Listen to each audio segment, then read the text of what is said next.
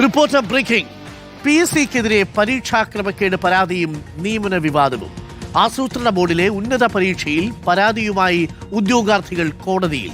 ഉത്തരക്കടലാസ് പൂർണ്ണമായി പരിശോധിച്ചിട്ടില്ലെന്നാണ് പരാതി. പിഴവ് തിരുത്താതെ നിയമന ശുപാർശയും അതിവേഗം നൽകി. റാങ്ക് പട്ടിക പ്രസിദ്ധീകരിച്ച് 3 ആഴ്ചയ്ക്കുള്ളിലാണ് നിയമന ശുപാർശ നൽകിയത്. ഇടതനുകൂല സംഘടനയിലെ അംഗത്തിനാണ് 1ാം റാങ്ക് ലഭിച്ചത്. അഭിമുഖത്തിലും എഴുത്തുപരീക്ഷയിലും കിട്ടിയ മാർക്ക് ഉദ്യോഗാർത്ഥികളിൽ നിന്ന് മറച്ചുവെക്കുകയും ചെയ്തു. വിവരാവകാശ നിയമപ്രകാരം അപേക്ഷിച്ചിട്ടും ഉത്തരക്കടലാസ് നൽകിയില്ല. ഒടുവിൽ ഉദ്യോഗാർത്ഥികൾ അഡ്മിനിസ്ട്രേറ്റീവ് ട്രിബ്യൂണലിനെ സമീപിച്ചിരിക്കുകയാണ്. റോഷിപാലുണ്ട് കൂടുതൽ വിവരങ്ങളുമായി. റോഷിപാൽ, ഗുരുതരമായ ക്രമക്കേടാണ് നടന്നിരിക്കുന്നത്. പ്ലാനിംഗ് ഉദ്യോഗസ്ഥന്മാരുടെ പട്ടികയിലാണ്, ആസൂത്രണ ബോർഡിലേക്ക് നടത്തിയ പരീക്ഷയിലാണ് ഈ പിഴവ് സംഭവിച്ചിരിക്കുന്നതെന്നാണ് മനസ്സിലാക്കുന്നത്. പല ഉത്തരങ്ങളുടെയും മൂല്യനിർണ്ണയം നടന്നിട്ടില്ല എന്നാണ് ഏറ്റവും ഒടുവിൽ പരിശോധനയിൽ വ്യക്തമായിരിക്കുന്നത്.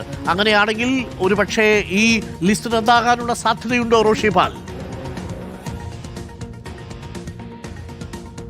അരുൺകുമാർ, അതീവ ഗുരുതരമായ ഒരു പരാതിയാണ് ഇപ്പോൾ PSC ഉദ്യോഗാർത്ഥികൾ നൽകുന്നത്. ആ പരാതി ഒന്ന് PSCയിൽ ഏറ്റവും പ്രധാനപ്പെട്ട ഉന്നത പരീക്ഷയിലെ ക്രമക്കേട് സംബന്ധിച്ചാണ്.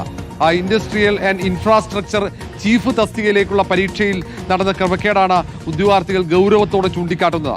ആ പരാതിയുടെ ഉത്തരക്കടലാസ് പരിശോധിക്കുന്നതിൽ വലിയ ക്രമക്കേട് നടന്നു എന്നാണ് പ്രധാന പരാതി. ഉത്തരക്കടലാസിന്റെ പകർപ്പ് പോലും ഉദ്യോഗാർത്ഥികൾക്ക് നൽകാൻ PSC തയ്യാറാകുന്നില്ല എന്നതും പരാതിയിൽ ചൂണ്ടിക്കാട്ടുന്നുണ്ട്. അതിൽ ഏതാണ്ട് ഭൂരിഭാഗം ഉദ്യോഗാർത്ഥികളുടെയും ഉത്തരക്കടലാസിലെ 10 ചോദ്യങ്ങളുടെ ഉത്തരങ്ങൾ അത് പരിശോധിക്കപ്പെട്ടില്ല എന്നാണ് ഏറ്റവും പ്രധാനപ്പെട്ട കാര്യം. ഗൗരവമുള്ളതും അതാണ് പരാതിയിൽ. ഏതായാലും അവർ നിയമ പോരാട്ടത്തിന് തയ്യാറെടുക്കുകയാണ്. അവർ കോടതിയെ സമീപിച്ചിട്ടുണ്ട്. 3 ആഴ്ചക്കകം റിപ്പോർട്ട് മറുപടി നൽകണമെന്ന് ആവശ്യപ്പെട്ട് കോടതി ഇപ്പോൾ PSCക്ക് നോട്ടീസ് നൽകിയിട്ടുണ്ട്. ഏതായാലും സംസ്ഥാനത്ത് ഒരുപക്ഷെ അഡീഷണൽ ചീഫ് സെക്രട്ടറി റാങ്കിലെങ്കിലുമുള്ള ഈ ഒരു പരീക്ഷയിൽ, അഡീഷണൽ ചീഫ് സെക്രട്ടറി റാങ്കിലുള്ള പരീക്ഷയിലാണ് ഇത്രയും ഗുരുതരമായ ഒരു വീഴ്ച സംഭവിച്ചത്. പിഴവ് തിരുത്താതെ ആ റാങ്ക് പട്ടികയിൽ 1ാം റാങ്കുകാരനെ അതിവേഗത്തിൽ നിയമനം നൽകുകയും ചെയ്തു എന്നാണ് ഒരു ശ്രദ്ധേയമായ കാര്യം. അതും ഇടത് സംഘടനാ അംഗമാണ് ഈ നിയമനം ലഭിച്ചയാൾ. അവിടെയാണ് അവർ സംശയം ഉയർത്തുന്നത്. എല്ലാവരും ഏറ്റവും പ്രധാനപ്പെട്ട തസ്തികയുള്ള സർക്കാർ ഉദ്യോഗസ്ഥന്മാരായതുകൊണ്ട് തന്നെ അവർക്ക് പരസ്യമായ ഒരു പ്രതികരണത്തിന് തടസ്സമുണ്ട്. എന്നാൽ പോലും അവർ നിയമപോരാട്ടവുമായി അഡ്മിനിസ്ട്രേറ്റീവ് ട്രിബ്യൂണലിനെ ഇതിനോടകം തന്നെ സമീപിച്ചു കഴിഞ്ഞു. മുഖ്യമന്ത്രിക്കും PSC ചെയർമാനുമടക്കം പരാതി നൽകാനുള്ള തയ്യാറെടുപ്പിലാണ്. കാരണം ഒരു അട്ടിമറി ഈ പരീക്ഷയിൽ അവരൊക്കെ സംശയിക്കുന്നുണ്ട്. എന്തുകൊണ്ടാണ് ഉത്തരക്കടലാസ് RTI വഴി നൽകാൻ തയ്യാറാകാത്തത് എന്ന ചോദ്യം അവർ ഉയർത്തുന്നു. എന്തുകൊണ്ട് തങ്ങൾ എഴുതിയ ഉത്തരങ്ങളിൽ 10 എണ്ണം പരിശോധിച്ചില്ല എന്ന ഒരു പ്രധാനപ്പെട്ട മറ്റൊരു ചോദ്യം അവർ ഉയർത്തുന്നു. ഏതായാലും ഇതിൽ പരാതി ഉയർന്നിട്ടും തിരക്കിട്ട് എന്തിനാണ് നിയമനം നടത്തിയതെന്ന ഒരു ചോദ്യം കൂടി അവർ ഉയർത്തുന്നുണ്ട്. അപ്പോൾ അടിമുടി ഈ PSC പരീക്ഷയിൽ ദുരൂഹത അവർ ചൂണ്ടിക്കാട്ടുകയാണ്.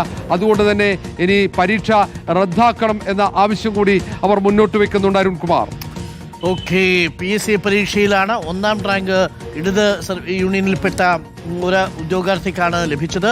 അത് മാത്രവുമല്ല, പരീക്ഷാഫലം വന്ന് ദിവസങ്ങൾക്കുള്ളിൽ തന്നെ നിയമന ഉത്തരവ് നൽകുകയാണ്.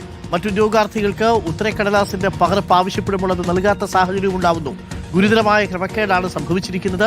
ഇപ്പോൾ കോടതിയിൽ പോയിരിക്കുകയാണ്. 10 ചോദ്യങ്ങളുടെ ഉത്തരം ഈ ഓൺ സ്ക്രീൻ മാർക്കിംഗ് ആയിരുന്നു അത്രേ.